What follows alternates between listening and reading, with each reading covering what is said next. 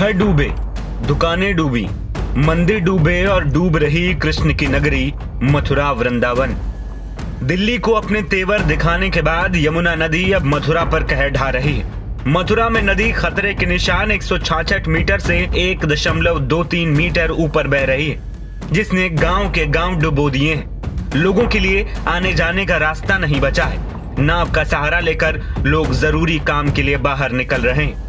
शहरी क्षेत्र में यमुना किनारे बने घाट डूब गए हैं और पानी बाजार में घुस गया है। रविवार की सुबह तक विश्राम घाट पर बनी दुकानें पानी में डूब गई हैं, जिससे दुकानदार भी परेशान नजर आए। ये हमारी दुकान है। दुकान में कम से कम कमर कमर तक पानी आ गया है। हमारा इसमें काफी नुकसान हुआ है। हम धीरे धीरे निकाल रहे हैं। हमको नहीं पता था रात में इतना पानी एकदम से आ जाएगा। इधर आप देख रहे हो चारों तरफ पानी पानी आ गया है, तो हमको कोई अंदाजा नहीं था एकदम से पानी आने का। उधर दाऊदी घाट पे सारे बाजार में पानी आ गया है। इधर रास्ता बंद कर देना चाहिए कायदा में।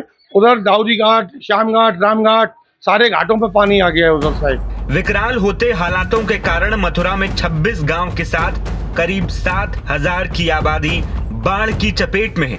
वृंदावन में शहरी इलाके का 70% हिस्सा जलमग्न हो गया है। कई जगहों पर बहाव इतना तेज है कि पैदल चलना भी जोखिम भरा हो रहा है। गोकुल, रमण रेती, वंशीवट, रावल के अंदर तक पानी भर गया है। रावल में निर्माणाधीन मकान की दीवार गिर गई, हालांकि कोई जनहानि नहीं हुई। नौझील, शेरगढ़ व मांट के कई इलाकों में पानी पहुंच गया है। अब तक जो लोग मकानों की छतों पर डेरा जमाए थे, उन्हें भी मकान खाली करने पड़े।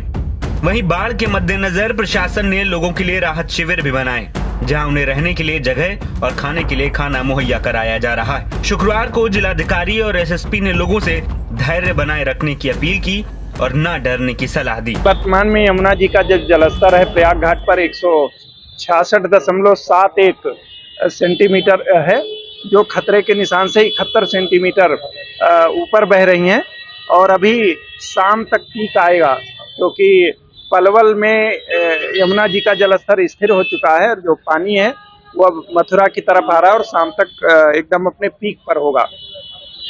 वृंदावन के निचले इलाके, मथुरा के विश्राम घाट आदि के निचले इलाकों में पानी भरा है। जयसिंहपुरा में पानी भरा है। इसके अलावा 16 गांव और हैं जिनके चारों तरफ पानी भरा है। 4 गांव ऐसे हैं जिनके जो टापू के रूप में बन गए हैं। हम लोगों ने स्टीमर्स की भी व्यवस्था की हुई है। 20 से अधिक हमारे शेल्टर होम है जहां लोगों को रुकाया गया है। रुकने वालों की संख्या तो लगभग 3,500-4 हजार है और करीब 1,000 के आसपास मवेशी भी हम लोगों ने सुरक्षित स्थानों पर पहुंचाए हैं। किसी को घबराने की जरूरत नहीं है। आज शाम तक पीक आएगा और कल से पानी घटना शुरू हो जाएगा। बस लोग धैर्य बनाए रखें, निचले स्थानों पर ना जाएं, कोई एडवेंचर ना करें। प्रशासन पूरी तरीके से उनके साथ है। खाने पीने की पूरी व्यवस्था है, मवेशी के चारे की पूरी व्यवस्था है। हर शेल्टर होम में हम लोगों ने मेडिकल कैंप लगाया हुआ है। पर्याप्त मात्रा में बोट हैं। एनडीआरएफ बुला ली गई है, एसडीआरएफ ऑलरेडी है, पीएससी की बोट लगी हुई हैं। और चूंकि यहाँ कोर 1 है, हमने वहाँ के आर्मी के अफसर्स से भी बात कर रखी है। अगर कोई आकस्मिकता, वैसे तो होगी नहीं, अगर कोई आकस्मिकता आती है तो हम उनकी भी सहायता लेंगे। मैं आपके माध्यम से अभी अपने सभी समस्त मथुरा वासियों को आश्वस्त कर रहा हूं कि सरकार उनके साथ खड़ी है।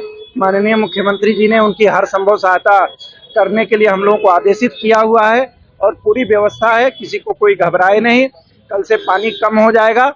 सबको जो भी उचित सहायता है वो दी जा रही है। जिनका फसलों का नुकसान होगा उनका भी सर्वे करा करके हम फसलों की क्षतिपूर्ति भी करेंगे। देखिए, बाढ़ के दृष्टिगत निरंतर प्रशासन और पुलिस की टीमें भ्रमणशील हैं, सक्रिय हैं और जो भी ऐसे प्रभावित क्षेत्र हैं उनमें जाकर जनता से अपील भी की जा रही है कि वो सुरक्षित स्थान पर जो शेल्टर होम बनाए गए हैं उन पर आ जाए और उनके जो भी कुछ वो छोड़ के जाएंगे अपने घरों पर, उनकी सुरक्षा की जिम्मेदारी हमारी है और उसके लिए पुलिस व्यवस्था भी की गई है कि जहाँ से भी वो जा रहे हैं वहाँ पर और जहाँ पर वो जा रहे हैं वहाँ पर, इन दोनों जगह प्रॉपर ड्यूटी डिप्लॉयमेंट किया गया है।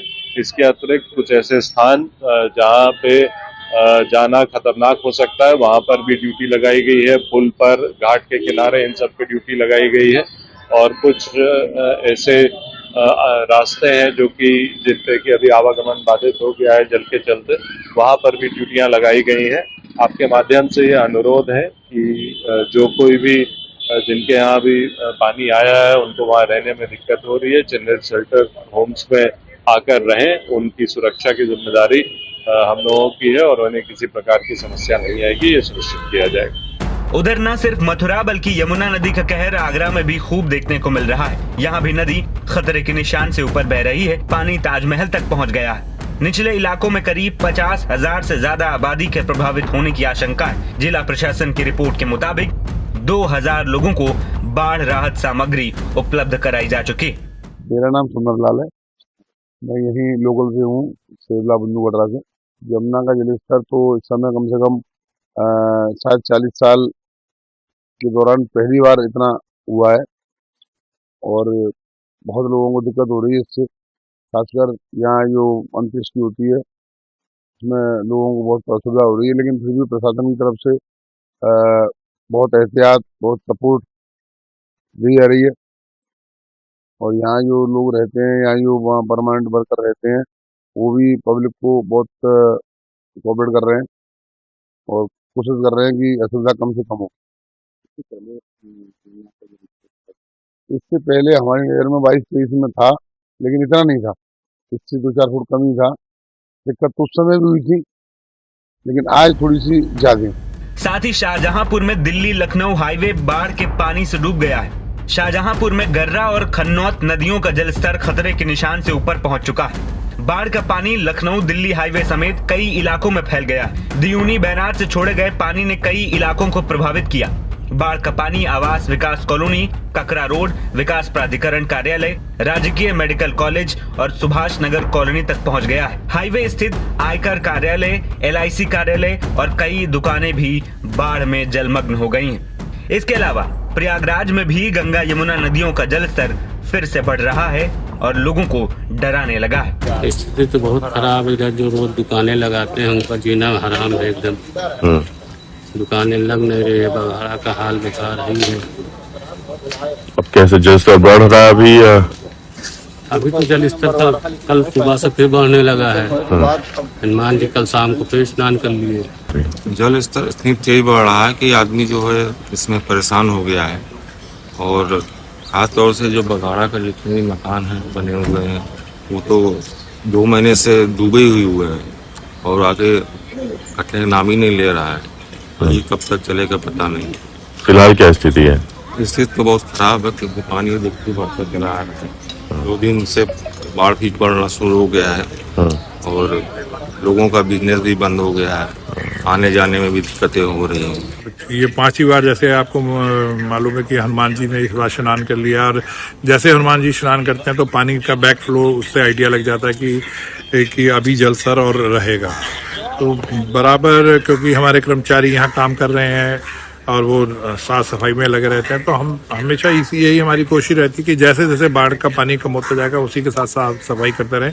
जैसे आपने देखा कि अभी यहाँ दवा का छिड़काव कर दिया, क्योंकि पानी जैसे कम होता है उसके साथ जो गंदगी रहती है तो बीमारियों का कारण बनता है। फिलहाल प्रशासन लगातार लोगों को सुरक्षित जगह पहुंचाकर उन्हें जरूरत की चीजें मुहैया करा रहा है। अपने घरों को छोड़ राहत शिविरों में रह रहे लोग अब नदी के जलस्तर घटने की राह तक रहे हैं ताकि दोबारा वो अपने घर लौट पाएं। तो किसानों पर बाढ़ ने सबसे ज्यादा कहर बरपा रखा है। हजारों बीघा फसल बर्बाद हो गई है जिससे किसान परेशान है। नवभारत टाइम्स की रिपोर्ट।